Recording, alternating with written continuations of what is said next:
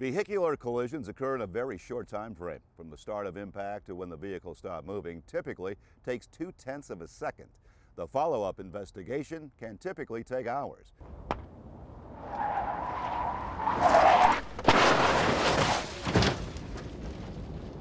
The ultimate goal is to pinpoint the actual cause or causes, and that involves science and a trained eye.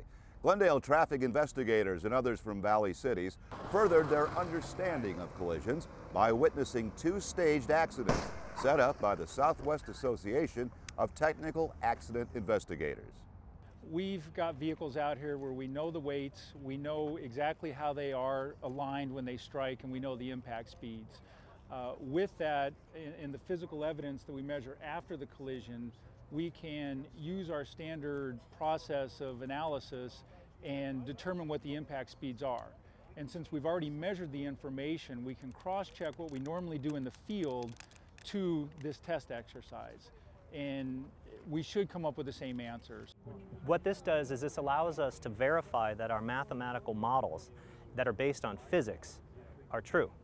And that way, these sorts of experiences allow us to go into court as experts and testify that our math models are correct. Detective Yoder is assigned to Glendale's Vehicular Crimes Unit.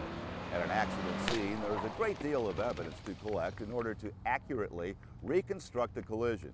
We want to check the roadway for any scrapes, tire marks, skids, broken parts, debris path, fluids, and then we also look at the vehicles themselves because we want to see the damage to the vehicles.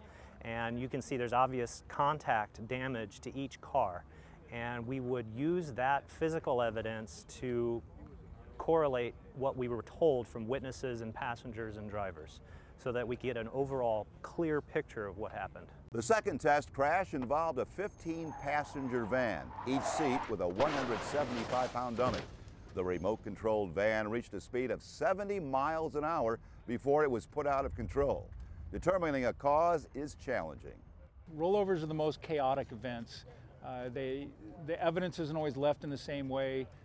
If they go off-road, finding the evidence and the points of impact, and it's a lot more of a difficult problem to analyze in great detail. Speed is typically the primary factor in injury collisions. The cars in the head-on crash were heavily damaged, and a fatality would have been likely at just 35 miles an hour. The majority of speeds on the roadways, on the major arterial roadways, are usually 40 or 45.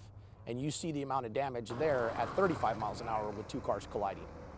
So it's us wanting to let the public be aware of that speeds really do impact collisions, and that they do need to slow down, and how much even at 35 miles an hour, what kind of damage can be done.